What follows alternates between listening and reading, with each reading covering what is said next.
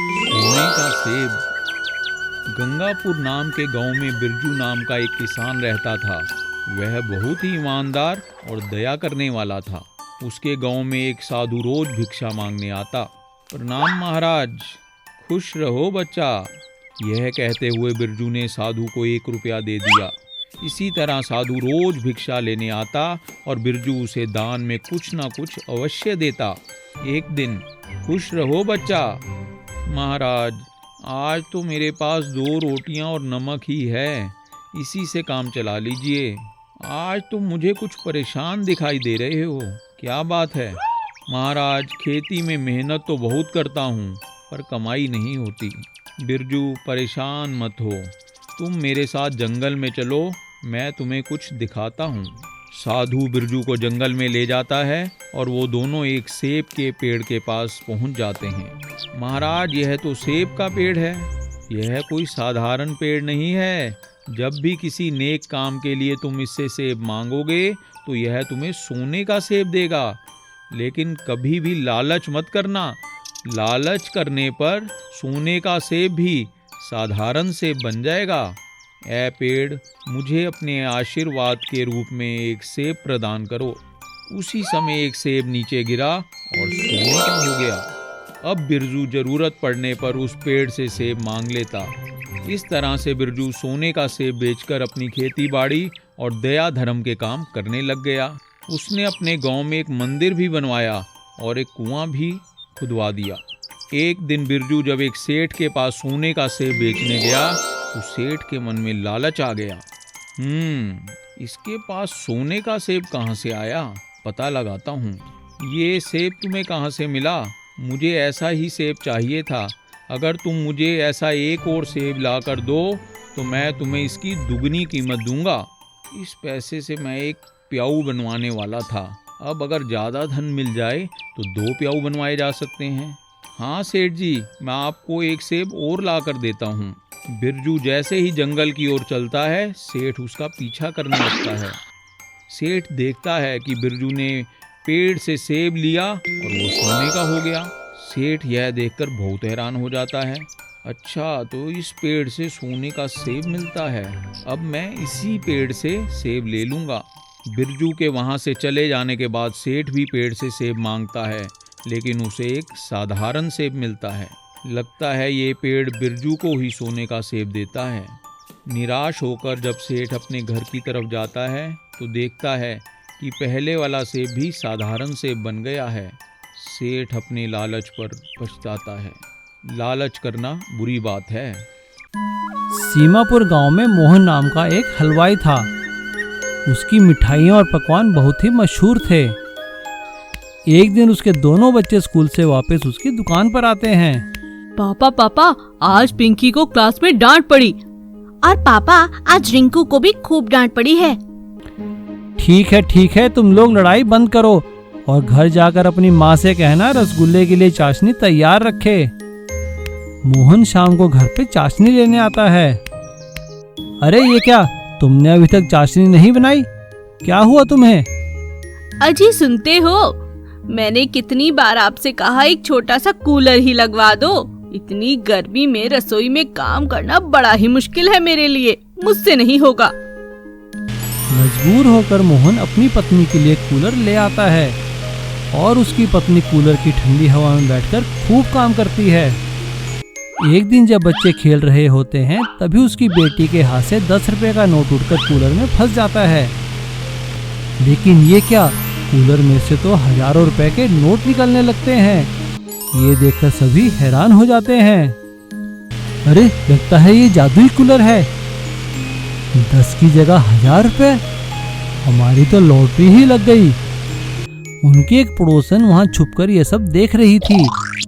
भाभी, 1 कटोरी शक्कर मिलेगी क्या?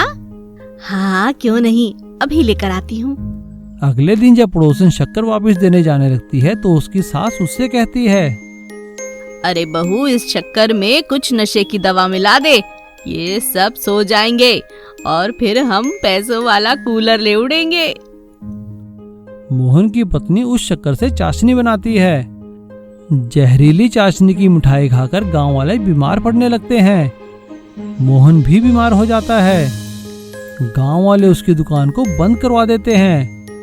बच्चों की माँ, हम लोग तो बर्बाद हो गए, हमारी दुकान बंद हो गई, अब हम क्या करेंगे? आप फिक्र क्यों करते हो जी, हमारे पास पैसे देने वाला कूलर जो है। हाँ पापा, कूलर से तो पैसे मिलते रहेंगे।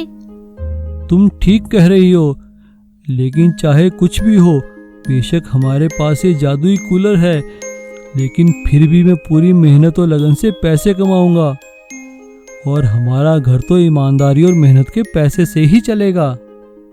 एक रात जब मोहन और उसका परिवार सो रहे थे, तभी उनकी पड़ोसन और उसकी सास कूलर चुराकर ले जाते हैं। वाह जी वाह, अब आएगा मजा, हम भी रातों रात अमीर हो जाएंगे। लेकिन ये क्या, जैसे ही वो दोनों कूलर में नोट डालती हैं, कूलर से आग बरसने लगती है। अरे ये क्या कर दिया पगली, तूने ठीक से इसमें नोट ही नहीं डाले होंगे, हाय मैं मर गई। उन दोनों की ये हालत देखकर कूलर से आवाज आती है, तुम दोनों सास बहू लालची हो, इसीलिए तुम्हें ये फल मिला है। दोनों सास बहू को सबक मिल चुका था। वो दोनों रातों रात जाकर कूलर मोहन के घर में लगा देती हैं और अगले दिन सुबह अपनी गलती मान लेती हैं। अब गांव वालों को सच्चाई का पता चल जाता है और वो मोहन को उसकी दुकान खोलने देते हैं। उबलापुर गांव में बहुत गर्मी पड़ती थी। मई जून के महीने में वहां चारों तरफ सूखा पड़ जाता था। उसी गांव में प्रीति अपनी माँ के साथ अपने ताऊ के घर में रहती थी। एक साल गर्मियों के दिनों में प्रीति के ताऊ का बेटा मोनू नहाने लगा तो उसे पानी नहीं मिला। उसे गुस्सा आ गया और उसने अपनी माँ को आवाज़ दी, माँ माँ, पानी फिर खत्म हो गया है, देखो नहाने को पानी नहीं है। अरे मैंने तो बाल्टी में पानी भर कर रखा था तुम्हारे लिए, ना जाने कहाँ गया। जरूर ये प्रीति का काम होगा। प्रीति बेटा, तुम्हारा तो रोज का काम हो गया है। जब भी हमें पानी की जरूरत होती है, तुम दोनों माँ बेटी सारा पानी खत्म कर देती हो। नहीं नहीं भाभी, ऐसा मत कहो, हमने जानबूझकर ऐसा नहीं किया। प्रीति की माँ को इतना कुछ सुनाने के बाद भी मोनू की माँ का गुस्सा शांत नहीं हुआ और वो अंदर जाकर मोनू के पापा को भड़का देती है। मोनू के पापा बाहर आकर प्रीति और उसकी माँ से कहते हैं, निकल जाओ इस घर से, परेशान करके रख दिया है तुम दोनों माँ बेटी ने। उन दोनों के हाथ पैर जोड़ने के बावजूद भी किसी पर कोई फर्क नहीं पड़ता। दोनों माँ बेटी अपने पुराने घर जाने के लिए निकल जाते हैं। रास्ते में प्रीति की माँ अचानक बेहोश हो जाती है। प्रीति कोई सहारा ना देखकर भगवान से प्रार्थना करने लगती है, माँ तुम्हें क्या हुआ? नहीं नहीं नहीं माँ, उठो उठो। हे भगवान, ये सब क्या हो रहा है हमारे साथ? भगवान हमारी मदद करो। तभी उसे नजदीक ही एक हैंडपंप दिखाई देता है। वो वहां जाकर उसे चलाने लगती है। काफी देर तक चलाने के बाद भी उसमें से पानी की एक भी बूंद नहीं निकलती। लेकिन वो हैरान हो जाती है, उसमें से सोना गिरने लगता है। प्रीति वो सोने के टुकड़े उठा लेती है। तभी वहां से जीप में एक लड़का निकलता है। प्रीति उस लड़के से कहती है, सुनिए, जरा आप हमें शहर तक ले चलिए। हमारे पास पैसे नहीं हैं, लेकिन ये सोना है। आप चाहे तो इसे रख लें, लेकिन हमें शहर ले चलिए। वो लड़का प्रीति और उसकी माँ को लेकर शहर जाता है। प्रीति हैंडपंप से निकले सोने को बेचकर अपनी माँ का इलाज करवाती है और कुछ ही दिनों में काफी पैसे लेकर वो दोनों वापस गांव आ जाते हैं। यह देखकर प्रीति के ताऊजी और उसका परिवार उनसे जलने लगते हैं। अचानक ऐसा क्या हो गया जो ये दोनों इतने अमीर बन गए? हमें दोनों पर नजर रखनी पड़ेगी, देखना पड़ेगा ये क्या करते हैं।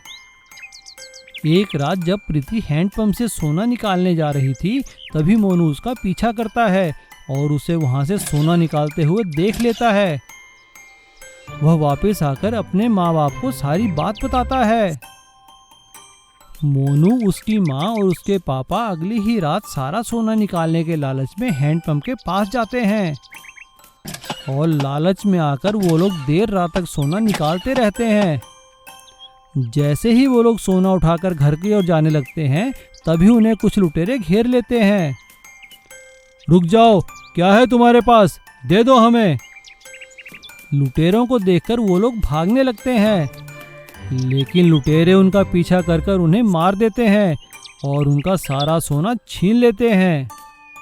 और सोने के लालच में आकर प्रीति के ताऊ और उसका परिवार सभी खत्म हो जाते हैं। इसीलिए कहते हैं बुरे कर्मों का फल हमेशा बुरा ही होता है। नानपुर गांव में करिश्मा और आयुष अपने पिता के साथ रहते थे। उनके पिता का नाम मोहन था।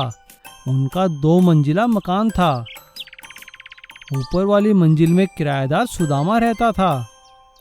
उसी के किराए से उनका खर्च चलता था।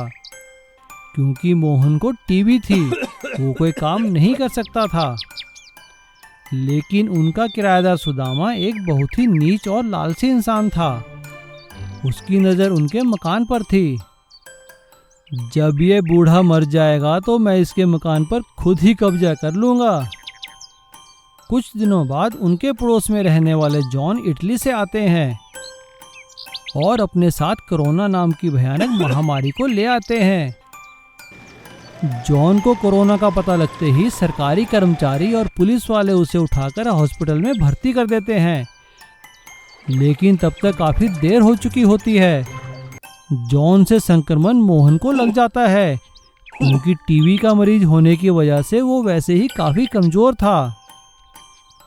यह देखकर आयुष और करिश्मा परेशान हो जाते हैं, लेकिन गांव के डॉक्टर उन्हें समझाते हैं। देखो बेटा, चिंता की कोई बात नहीं है, तुम्हारे पिताजी ठीक हो सकते हैं, लेकिन बस तुम लोग उन्हें दवा और खाना समय पर दो। और हाँ, साफ सफाई का ख्याल रखना और सैनिटाइजर का प्रयोग ज़रूर करना। कोई भी चीज़ उन्हें देते हुए सैनिटाइज ज़रूर कर लेना, ताकि उनकी बीमारी ना फैले। यह बात सुदामा सुन लेता है। अच्छा, तो सैनिटाइज करके ही इसे चीज़ें देनी है, क्यों ना मैं इसका सैनिटाइजर ही चुरा लेता हूँ। मोहन तो मरेगा ही मरेगा, साथ में इसके बच्चे भी मर जाएंगे और ये मकान मेरा हो जाएगा। और मौका पाकर वो सारा सैनिटाइजर चुरा लेता है। बच्चों के पास पैसे खत्म हो चुके थे। वे सुदामा के पास किराया मांगने जाते हैं। अरे बेटा, मैं तुम्हें किराया कहाँ से दूँ, मैं तो खुद ही बीमार हूँ। जब ठीक हो जाऊंगा तो तुम्हारा किराया दे दूंगा। बच्चे निराश होकर वहां से चले जाते हैं। मोहन का संक्रमण अधिक फैल जाता है और उसकी मृत्यु हो जाती है। आयुष और करिश्मा दुखी होकर गांव के कुएं के पास रोने लगते हैं। तभी कुएं में से एक जिन प्रकट होता है। क्या हुआ बच्चों, तुम लोग क्यों रो रहे हो? हमारे पिताजी नहीं रहे, सैनिटाइजर ना होने की वजह से हम उनकी जान ना बचा पाए। देखो, मैं तुम्हारे पिताजी को तो वापस नहीं ला सकता, लेकिन हाँ, तुम्हें मैं ये सैनिटाइजर की शीशी देता हूँ। ये जादुई सैनिटाइजर है, ये कभी खत्म नहीं होगा। दोनों वो सैनिटाइजर लेकर अपने घर चले जाते हैं और अगले ही दिन पास के गांव से ढेर सारी छोटी छोटी बोतलें खरीद कर ले आते हैं और उसमें सैनिटाइजर भरकर बेचने लगते हैं और ज़रूरतमंदों को मुफ्त में सैनिटाइजर देते हैं। अब वो दोनों सुदामा की कंप्लेंट पुलिस में करते हैं और पुलिस सुदामा को उनके घर से हटा देती है और उनका मकान खाली करवा देती है। और इस तरह जादुई सैनिटाइजर की मदद से दोनों बच्चों के अच्छे दिन शुरू हो जाते हैं। Please subscribe.